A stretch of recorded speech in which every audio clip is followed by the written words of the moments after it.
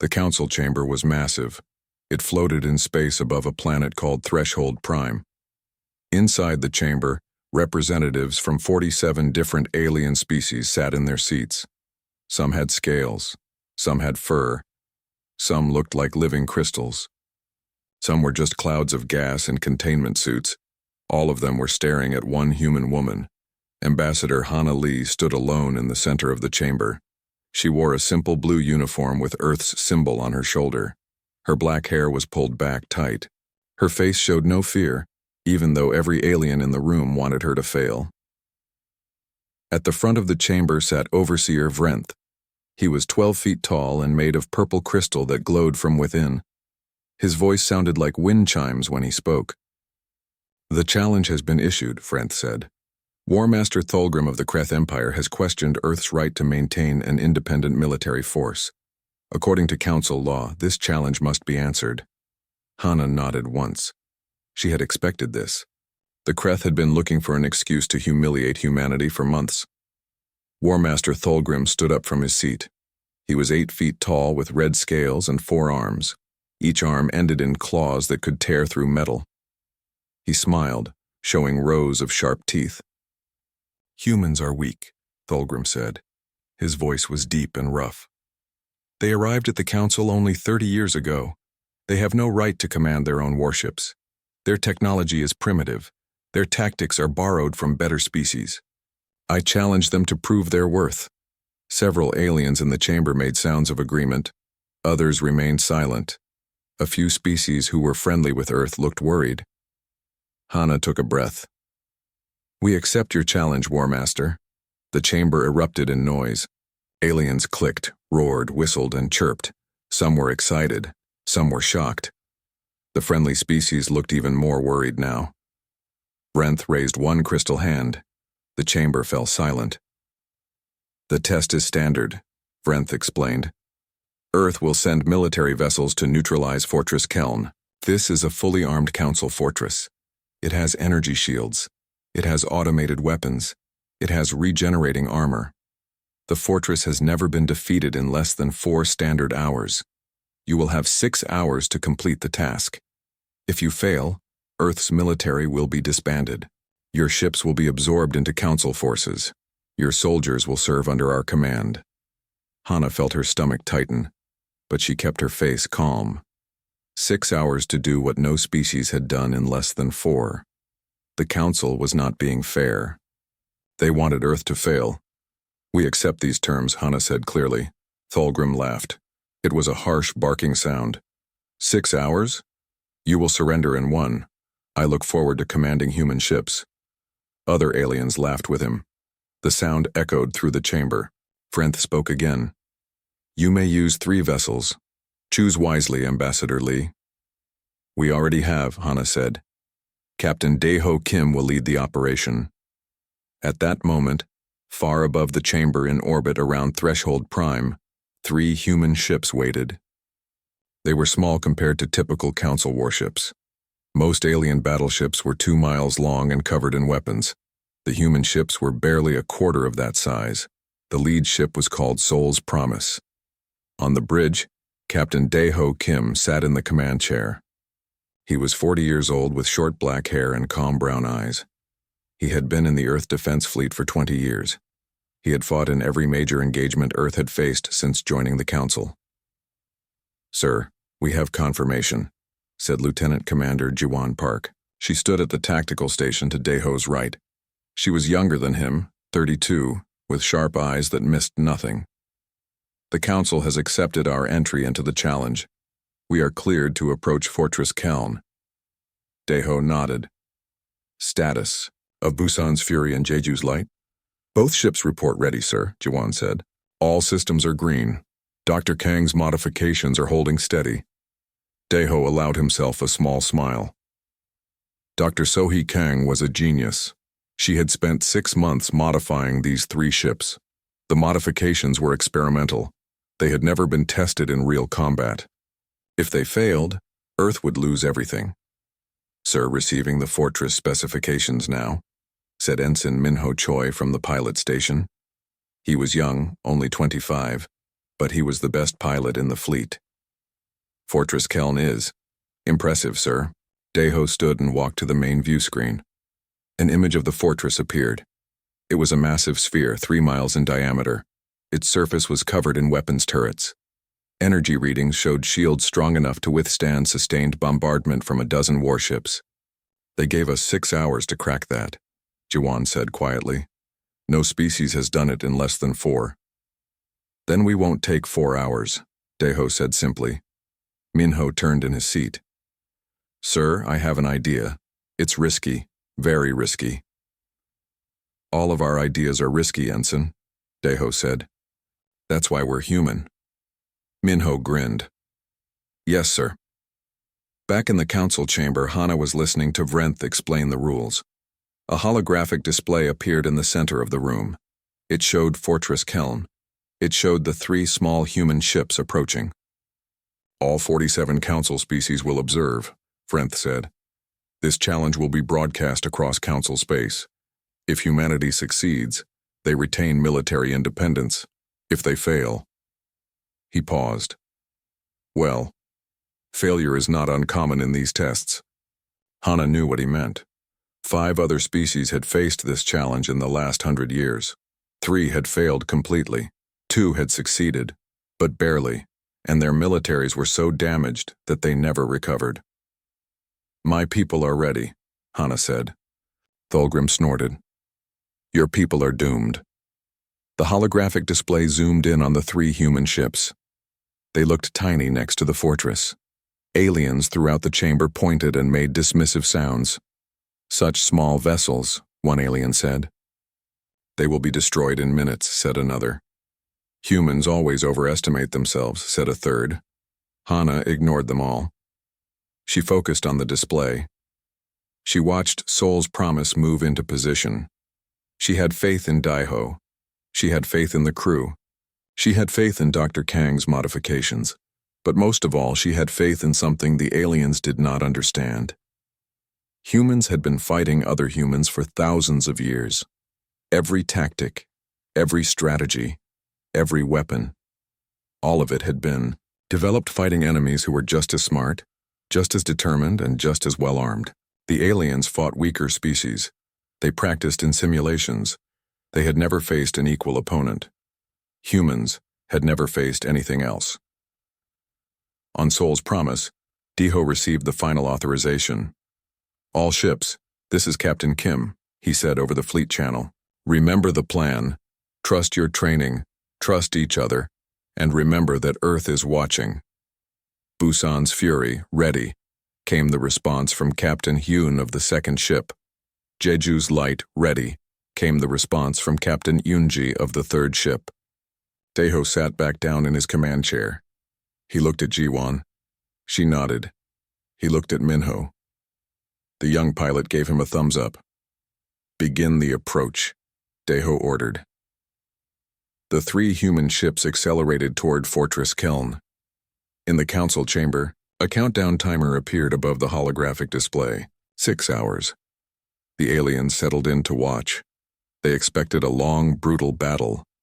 They expected to see human ships battered and broken.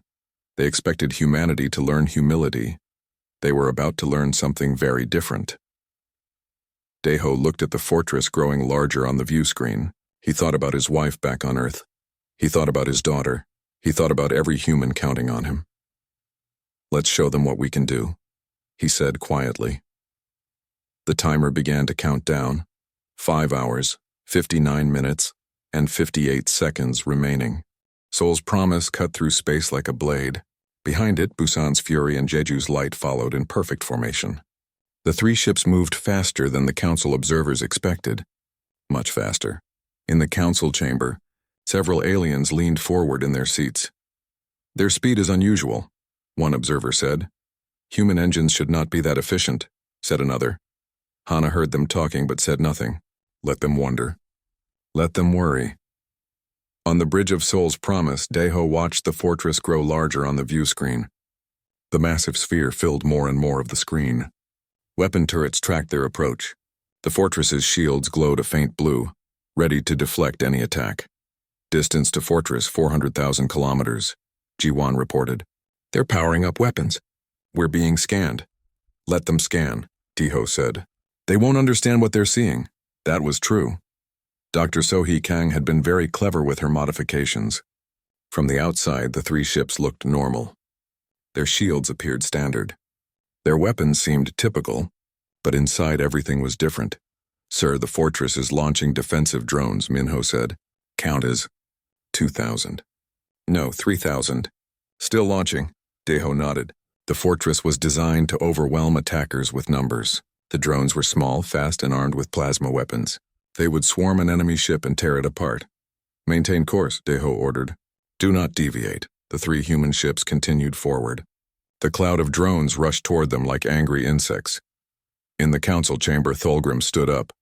They are not even attempting evasive maneuvers, he said with satisfaction. The humans will be destroyed within minutes. This challenge is already over. But Hana was watching the display carefully. She saw Sol's Promise adjust its angle by exactly 3 degrees. She saw Busan's Fury and Jeju's light mirror the movement. It looked random. It was not random. Contact with drones in 30 seconds, Jiwon said on Sol's Promise. Her voice was calm. Her hands moved across her controls with practiced ease. Weapons ready? Taeho asked. All weapons charged and locked, sir. Fire on my mark. 3, 2, 1, mark. Sol's Promise fired. But it did not fire at the drones. It did not fire at the fortress. It fired at Busan's Fury. A bright blue beam of energy lanced across space and struck Busan's Fury's shields. The shields flared but held. At the exact same moment, Jeju's light fired at Sol's Promise. Another blue beam. Another shield flare. Then Busan's Fury fired at Jeju's light. In the council chamber, confusion spread through the observers. Are they fighting each other? One alien asked. Have the humans gone mad? Asked another. Thulgrim stared at the display. What are they doing? Hana allowed herself a small smile. They are doing exactly what they planned. The three human ships continued firing at each other. The beams were precise. They struck the same points on each ship's shields again and again. The shields began to pulse in rhythm. Blue light washed over all three vessels. On Sol's Promise, Jiwon watched her console with intense focus. Resonance building, she reported. Shield harmonics at 40% sync. 50%, 60%. Distance to fortress 200,000 kilometers, Minho said. The drones are almost on us. Hold position, Deho said. Trust the process. The drones swarmed around the three human ships. They fired thousands of plasma bolts. The bolts struck the human shields and bounced off. Not just deflected. Actually bounced back and destroyed other drones. Shield harmonics at 90%, Jiwon said. 95. 100%. We have full synchronization. Execute Phase 2, Deho ordered. The three ships suddenly changed formation. Sol's Promise dropped back. Busan's Fury moved left. Jeju's light moved right. They formed a triangle in space. The shields around each ship began to glow brighter. Brighter. So bright that the council observers had to dim their viewing screens. What is happening? Vrenth demanded. His crystal body was glowing brighter too, a sign of agitation. Hana kept her eyes on the display. Dr. Sohee Kang is happening. 6 months ago, Dr. Kang had made a discovery. She found that if 3 shield generators were perfectly synchronized, they could create a quantum entanglement field. The 3 separate shields would act as one. The combined strength would not be 3 times normal. It would be exponentially greater, but it required perfect timing. Perfect positioning. Perfect trust between the 3 ship captains. On Sol's Promise, an alarm sounded. Fortress is firing main weapons, Jiwon said. Multiple energy beams incoming. Hold steady, Deho said. The fortress fired. Massive beams of energy, each one powerful enough to destroy a normal warship, struck the 3 human ships. The beams hit the synchronized shields and stopped. The energy dispersed across the quantum field.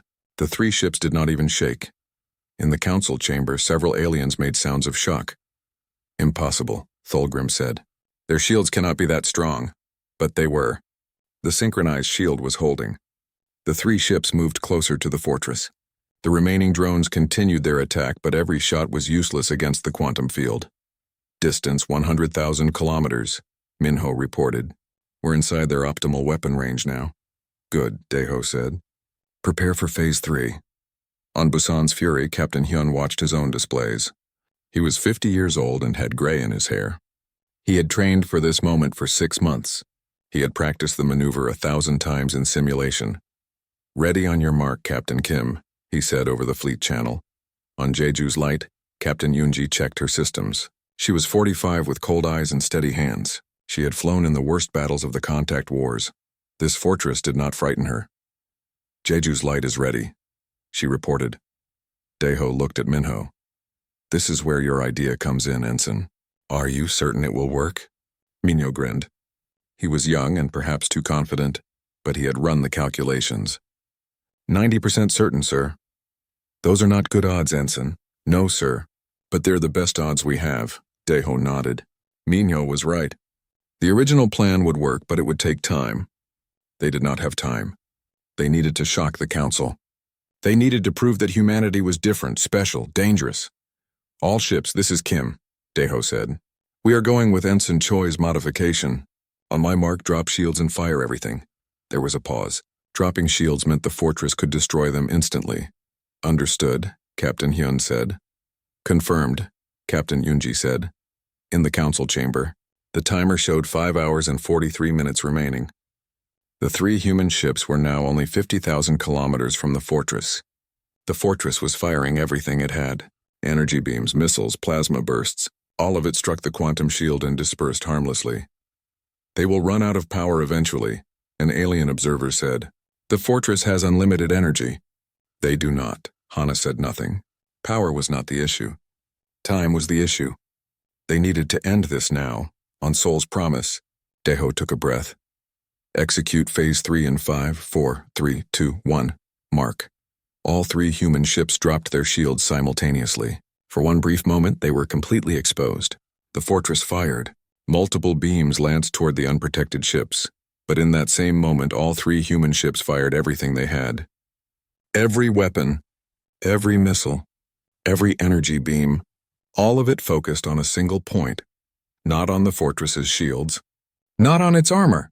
On a specific point in space exactly between the 3 ships and the fortress. The concentrated firepower hit empty space and created something new. The energy twisted, folded, created a temporary singularity. A tiny artificial black hole that existed for less than a second. That singularity sucked in the fortress's incoming fire. Then it collapsed, and when it collapsed, all that absorbed energy released in a directed wave straight at the fortress's power core. The fortress's shields flickered. For just a fraction of a second, a gap appeared. And through that gap, the energy wave penetrated. The fortress went dark. Every light, every weapon, every system, everything shut down at once. In the council chamber, silence fell. Complete and total silence. The timer showed 5 hours and 37 minutes remaining. But the challenge was over. The fortress was neutralized. The humans had won, and they had done it in less than 23 minutes. Nobody moved in the council chamber. 47 species stared at the holographic display in complete silence. The fortress floated in space, dark and dead. The 3 small human ships drifted nearby, undamaged. The timer continued counting down. 5 hours, 36 minutes, 54 seconds. But everyone knew the challenge was already finished. War Master Thulgrim broke the silence. His voice was a roar. "Impossible. They cheated. Check the systems. The fortress must have malfunctioned." Overseer Vrenth raised one crystal hand. His glow had dimmed to almost nothing, a sign of deep shock. "I am reviewing all sensor data now." On Seoul's promise, Daeho let out a breath he did not know he was holding. His hands gripped the arms of his command chair. Around him, the bridge crew sat frozen, waiting. "Status report," Daeho said quietly. Jiwon checked her console. Her hand shook slightly. "All systems normal, sir. Shields regenerating. Weapons at 60% charge. Hull integrity at 100%. "Busan's Fury?" Daeho asked. "Reporting all green, sir," Jiwon said. "Minor shield stress, but nothing serious. Jeju's light?" "Captain Yoonji reports 1 injured crew member from a console explosion, but the ship is operational." Daeho nodded. 1 injury. That was better than he had hoped. The singularity maneuver was incredibly dangerous. If the timing had been off by even a microsecond, all 3 ships would have been torn apart. "Ensign Choi," Daeho said. "That was the craziest piece of flying I've ever seen." Minho turned in his seat. His face was pale, but he was grinning. "Thank you, sir. I think I'm going to throw up now." "Permission granted," Deho said, "but do it off the bridge." Minho laughed weakly and turned back to his controls. His hands were shaking too. In the council chamber, Vrenth had finished his review. His glow returned to normal brightness. He spoke and his voice filled the chamber. "I have completed analysis of all sensor data," Vrenth announced. There was no malfunction. There was no cheating. The fortress was neutralized through legitimate combat tactics. "The challenge is complete. Humanity is won." The chamber erupted. Aliens jumped from their seats. Some shouted in their own languages. Some demanded a recount. Others sat in stunned silence. Thulgrim slammed all four fists on his console. "This is unacceptable. No species has ever done this. It took the Kreth 4 hours and 17 minutes. It took the Valkyrie 3 hours and 52 minutes. How did humans do it in under 30 minutes? Hana stepped forward. She had been waiting for this question. She had practiced her answer. "Would you like to know the actual time?" Hana asked. The chamber fell silent again. All eyes turned to her. "What do you mean, the actual time?" Vrenth asked. Hana touched her communication device. "Captain Kim, please provide exact time from mission start to fortress neutralization." Deho's voice came through clearly. Every alien in the chamber could hear him. "Mission start was at Mark 0, Deho said. "Fortress neutralization occurred at Mark 7 minutes, 12 seconds. 7 minutes. 12 seconds. An alien near the back of the chamber fainted. Two others began arguing loudly in a language Hana did not recognize. Thulgrim's scales turned from red to dark purple, a sign of extreme anger among his species. 7 minutes, Vrenth repeated. He sounded like he did not believe his own words.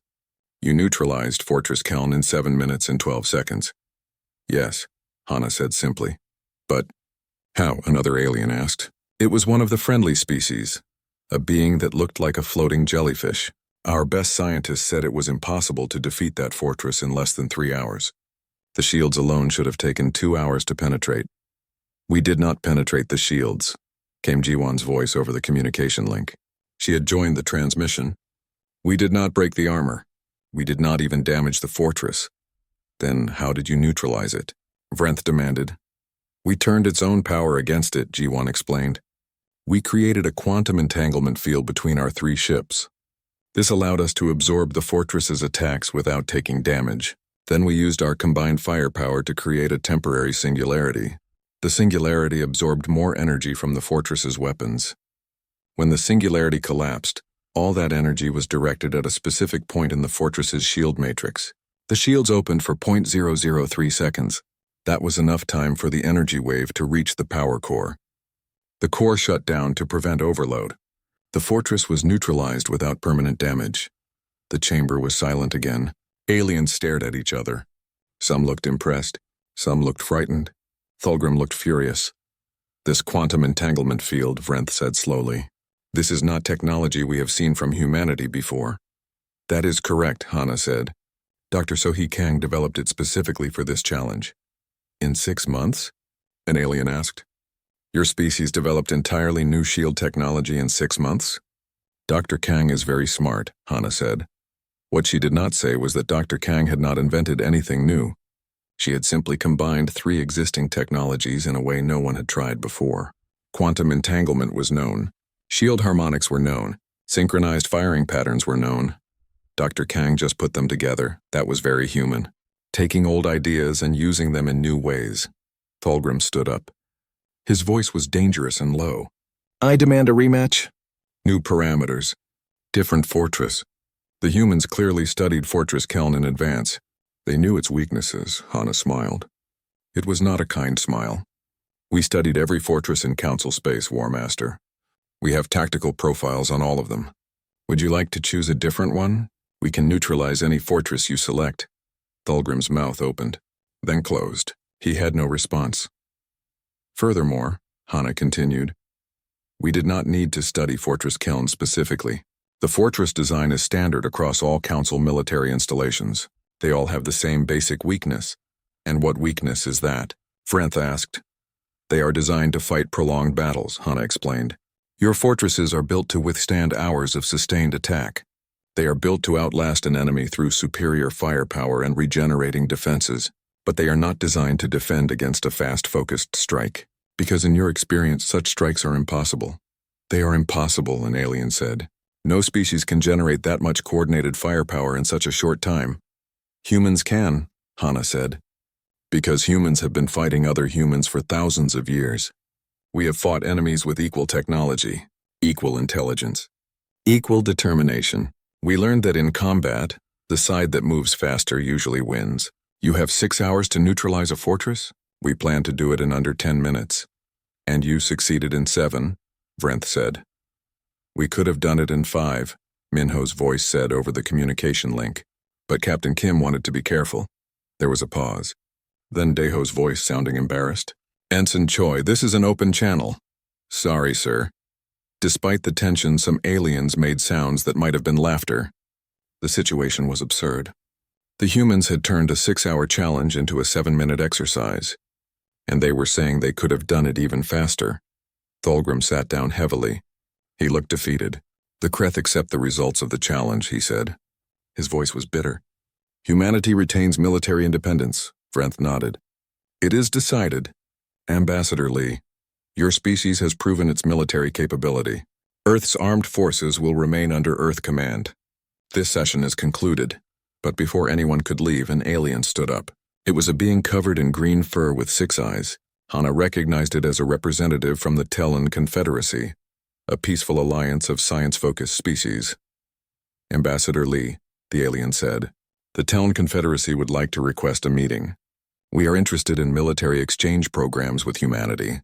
We would like to learn your tactical doctrines. Another alien stood. Then another. Then 5 more. All of them wanted to talk to Hana. All of them wanted to learn from humanity. Hana looked at them all. A month ago, these species had looked down on humanity. They had called humans primitive, aggressive, dangerous. Now they wanted to learn from those same humans. I will be happy to arrange meetings, Hana said. Earth believes in cooperation and mutual defense. We will share what we can. The aliens nodded and began filing out of the chamber. Thulgrim left without looking at anyone. His shoulders were slumped. He had been humiliated in front of the entire council. Soon only Hana and Vrenth remained. You knew this would happen, Vrenth said. It was not a question. I knew we would win, Hana said. I did not know how quickly. 7 minutes, Vrenth said again. He sounded thoughtful. We gave you 6 hours because we thought it was generous. We thought you would need every second. Instead, you made us look foolish. That was not our intention, Hana said, was it not? Vrenth turned to look at her. His crystal body glowed bright. You could have taken longer. You could have made it look difficult. Instead, you ended it in 7 minutes. You wanted to send a message. Hana met his gaze. Yes, we did. And what message is that? Do not underestimate humanity, Hana said quietly. Do not challenge us unless you are prepared to lose. And do not mistake our willingness to cooperate for weakness. Vrenth was silent for a long moment. Then he nodded. Message received, Ambassador Lee, loud and clear. 3 days after the challenge, the council chamber was full again. But this time the atmosphere was different. The aliens were not here to watch humanity fail. They were here to understand how humanity had succeeded. Ambassador Hana Lee stood at the center again. But she was not alone this time. Next to her stood elder diplomat Nara Song. Nara was 70 years old with white hair and sharp eyes. She had been Earth's first ambassador to the Council 30 years ago. She had seen humanity go from unknown species to respected power. Thank you for coming, Elder Song, Overseer Vrenth said. His crystal body glowed a welcoming blue-green. We have many questions about human military doctrine. I expected you would, Nara said. Her voice was strong despite her age. That is why I am here. War Master Thulgrim was also present, though he sat in the back and did not speak. His red scales had returned to their normal color, but his eyes were dark with anger.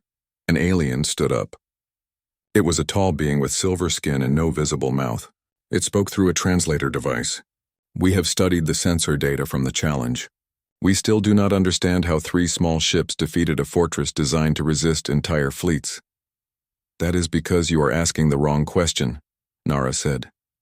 What is the correct question? Vrenth asked. The correct question is not, How did they defeat the fortress? The correct question is, why do humans think differently about combat than other species? Hana smiled. She had asked Nara to come because Nara was good at explaining things. Nara could make aliens understand human thinking in ways that Hana could not. Nara walked slowly around the chamber. Her eyes moved from alien to alien. Tell me, she said, how many species in this chamber have fought a war against an enemy with equal or superior technology? Silence. The aliens looked at each other. Finally one spoke. It was a being that looked like a living stone. The Kreth fought the Valkyrie 200 years ago, the being said. Both species had similar technology. And before that? Nara asked. More silence. The truth, Nara said, is that most council species have only fought weaker opponents. When you expand into space, you encounter primitive species. Species without shields, without faster-than-light travel. Without energy weapons, you defeat them easily. You absorb them into the council. You move on. Several aliens shifted uncomfortably. Nara was describing their history accurately and they did not like it. Humans are different, Nara continued. When humans developed space travel, we did not find primitive species. We found you, the Council, species far more advanced than us. We could not fight you, so we joined you. But before we met you, we fought each other. We know humans had wars on their home planet, Frenth said. Many species do. Not like humans, Nara said. Humans have been fighting wars for 10,000 years. We have records of thousands of battles, millions of dead. We have studied warfare the way other species study art or mathematics. It is part of our culture, part of our history, part of who we are. At that moment, Captain Daeho Kim entered the chamber. He had been invited to explain the tactical details of the challenge. Behind him came Lieutenant Commander Jiwon Park and Dr. Sohee Kang. Captain Kim, Vrenth said. Welcome. Perhaps you can explain something to us. Why did you fire at your own ships during the challenge? Daeho nodded to Vrenth respectfully. Then he moved to the holographic display at the center of the chamber. With a few touches, he brought up a replay of the battle. We fired at each other to synchronize our shields, Daeho explained. But the real reason is deeper. We fired at each other because we trust each other. Captain Hyun knew I would not actually hurt his ship. Captain Yoonji knew I would not miss. That trust allowed us to do something impossible. But how did you develop such trust? An alien asked. Training, Jiwon said. She stepped forward. We trained together for 6 months. 8 hours every day. We practiced the maneuver thousands of times. We learned each other's timing, each other's instincts. By the time of the challenge, we did not need to communicate. We just knew what each other would do. This training, Vrenth said, it is standard for human military? All human military personnel train together extensively, Daeho said. We learn to function as a unit.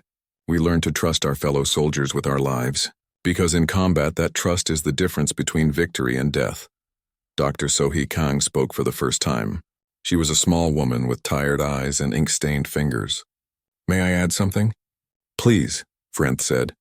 The technology I developed is not actually new, Dr. Kang said. Every component was already known to Council science. Quantum entanglement, shield harmonics, synchronized firing patterns. I simply combined them in a new way. The aliens in the chamber stared at her. You mean, one alien said slowly, we could have done this years ago? Yes, Dr. Kang said. But you did not think to try. You did not need to. Your fortresses were already strong enough to defeat any enemy you faced. Why make them stronger? Why develop new tactics? You had no pressure to innovate. Humans had pressure, Nara said. For thousands of years, humans fought other humans.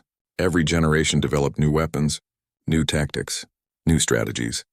Because if you did not innovate, you died. Your enemy would find a better way to fight and you would lose. So we learned to think creatively, to find weaknesses in any defense, to turn strength into vulnerability. Thulgrim finally spoke from the back of the chamber. His voice was heavy with resentment.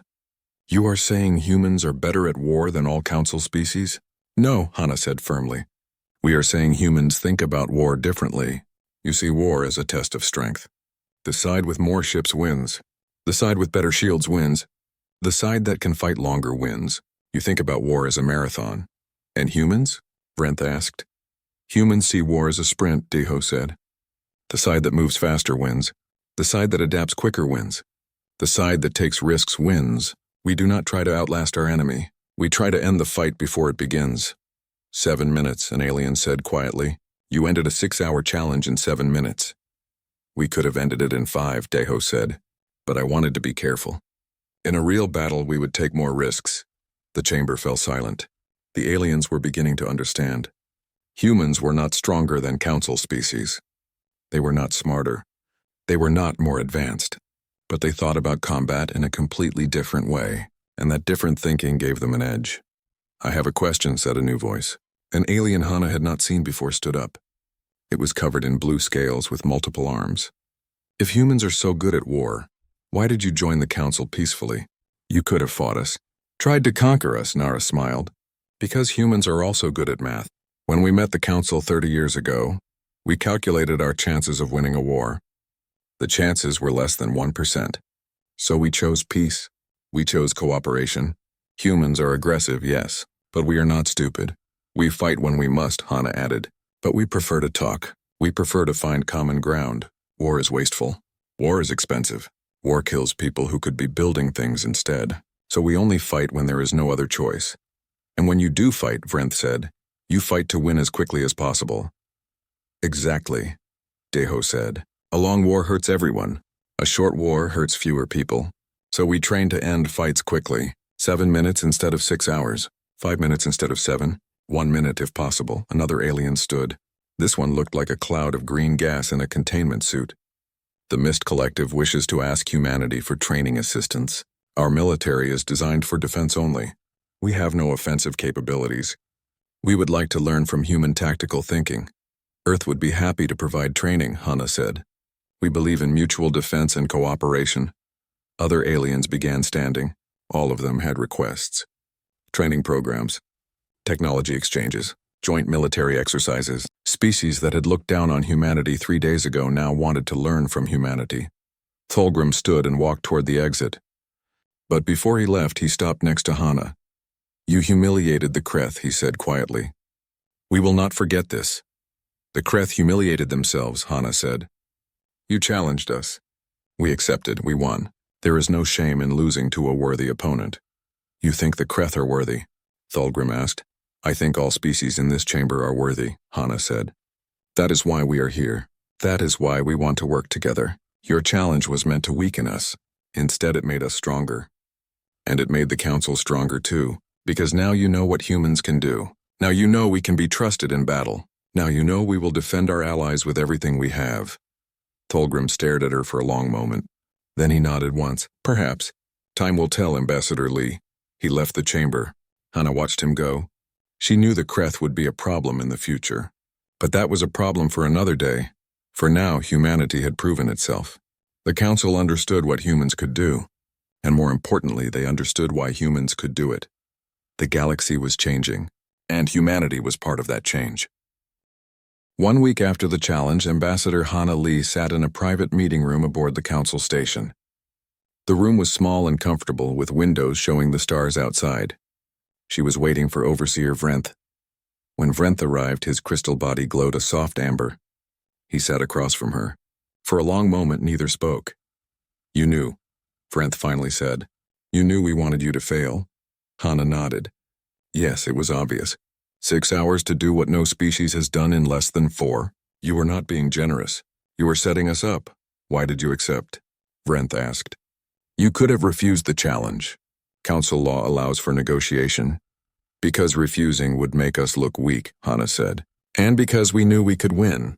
The question was never if we would win. The question was how badly we would embarrass you. Vrenth's glow shifted to blue, a sign of sadness or regret. That is why you completed the challenge in 7 minutes.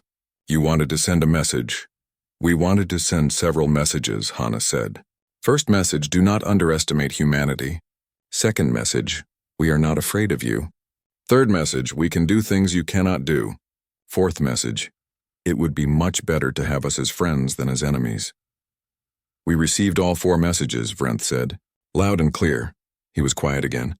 Then he asked, why did the council fear humanity so much? Hana had been expecting this question. She had prepared her answer. Because we are different, she said. Most species in the council developed slowly. You had time to mature, time to become peaceful, time to build civilizations based on logic and cooperation. By the time you reached the stars, you had left your violent past behind. And humans have not? Humans reached the stars while still violent, Hana said. We had nuclear weapons before we had space stations. We had wars while we had colonies on other planets. We joined the Council only 30 years ago, and we still have conflicts on Earth. We are not a peaceful species. We are a species learning to be peaceful. That is what frightens the Council, Vrenth said. You have advanced technology and primitive instincts. It is a dangerous combination. I understand, Hana said. That is why we work so hard to prove ourselves. That is why we follow Council law. That is why we try to be good allies. We know you are watching us. We know you are worried. So we show you again and again that you can trust us. The challenge was meant to control you, Vrenth admitted. If you had failed, your military would have been absorbed into Council forces. We would have controlled when and where you could fight. We thought it was the safest option. It was not a bad plan, Hana said. But you made one mistake. What mistake? You thought we would fight like you, Hana said. You thought we would follow your rules, your tactics, your timeline. You gave us 6 hours because that is how long it takes to fight a proper battle. But humans do not fight proper battles. We fight to win. Vrenth's glow shifted to purple, a sign of deep thought. I have been reading human history. Your wars, your battles. I found something interesting. What is that? Humans almost never fight fair, Vrenth said. In every major battle in your history, one side had an advantage. Better position, better weapons. Surprise, you do not believe in equal fights. No, Hana agreed. We do not. An equal fight means both sides suffer, both sides lose people, both sides waste resources. So we try to create unfair fights. We try to stack the advantages on our side. We try to win before the enemy knows they are losing. Like the challenge, Vrenth said. We thought it was a 6-hour battle. You made it a 7-minute ambush. Exactly. Vrenth stood and walked to the window. He looked out at the stars. The Council must adapt. We must learn from humanity. Not just your tactics, your way of thinking. We are willing to teach, Hana said. But there is something you should know. What is that? Teaching our tactics will not make you fight like humans, Hana said. Because our tactics come from our history. From 10,000 years of humans fighting humans. You cannot learn that history in a classroom. You cannot practice it in a simulation. It is part of who we are. Then what can we learn? Vrenth asked. You can learn to think differently, Hana said. You can learn to question assumptions. You can learn to take risks. You can learn that sometimes the fastest solution is the best solution. Those lessons will help you. But you will never fight exactly like humans. And that is okay. You should fight like yourselves, just better versions of yourselves. Vrenth returned to his seat. His glow was calm now, accepting. I think I understand. Thank you for this conversation, Ambassador Lee. Thank you for your honesty, Overseer, Hana said. They both stood. As Vrenth moved toward the door, he paused. One more question. Captain Kim said you could have completed the challenge in 5 minutes instead of 7. Was that true? Hana smiled. That was true. But 7 minutes was dramatic enough. 5 minutes would have been showing off. Vrenth made a sound that might have been laughter. Humans, he said. You are all insane. Perhaps, Hana said. But we are your insane allies. Remember that. Far away on Earth, Captain Daeho Kim walked through the streets of Seoul. People recognized him.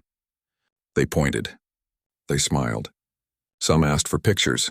He was a hero now. The man who defeated the fortress in 7 minutes. But Daeho did not feel like a hero.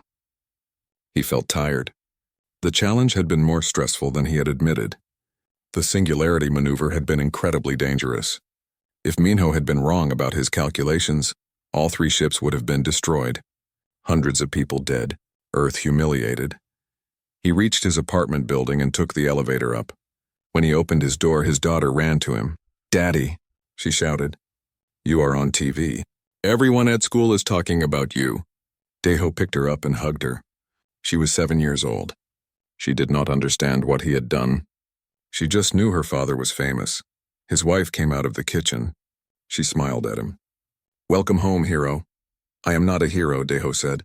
I just did my job. Your job saved Earth, his wife said. That seems heroic to me. Later that night, after his daughter was asleep, Daeho stood on his balcony. He looked up at the stars. Somewhere up there, the Council was talking about humanity, making plans. Some species wanted to be friends. Some wanted to be enemies. Some were just confused.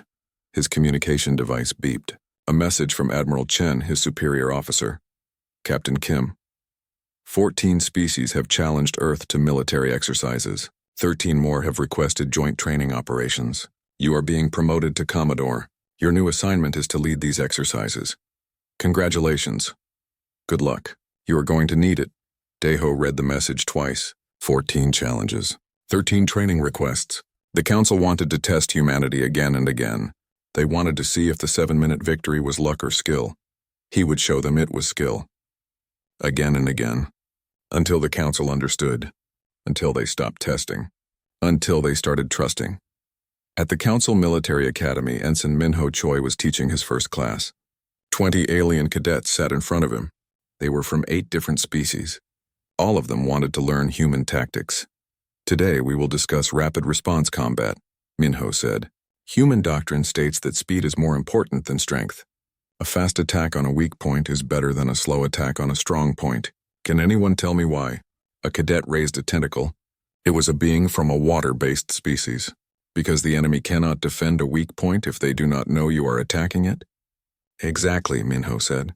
Speed creates surprise. Surprise creates confusion. Confusion creates victory. This is the foundation of human military thinking. Another cadet, this one covered in fur, spoke up. But humans also lost many battles in your history. Speed did not always bring victory. True, Minho said. Speed without planning is just recklessness. Speed without support is just suicide. You must know when to be fast and when to be careful. That is the hard part. That is what takes years to learn. The cadets listened carefully. They took notes. They asked questions. Minho taught them everything he could. But he knew deep down that they would never fight exactly like humans. They would develop their own style, their own tactics, and that was good. The galaxy needed diversity. In her laboratory on Earth, Dr. Sohee Kang was already working on the next project. The quantum entanglement shield had worked perfectly, but it could be better, faster, more efficient. She had 17 new ideas. 12 of them would probably fail. 3 might work. 2 might be revolutionary. That was how science worked. Try everything. Fail often. Learn always. Keep moving forward. Her assistant entered the lab. Dr. Kang, the Council has sent another request. They want detailed specifications of the quantum shield. Tell them no, Dr. Kang said without looking up from her work. But they are offering a lot of money. I do not care, Dr. Kang said. That technology gives Earth an advantage. If we give it away for free, we lose that advantage. They can develop their own version. It will be good for them. Make them think. Make them work. The assistant hesitated. They will not be happy. They do not have to be happy, Dr. Kang said. They just have to respect us. Now please leave. I am busy. 6 months later, the Kreth Empire quietly sent a diplomatic mission to Earth. They requested a meeting with Ambassador Hana. Lee, the message was polite, respectful, almost humble. The War Master who had challenged humanity was not part of the mission. He had been reassigned.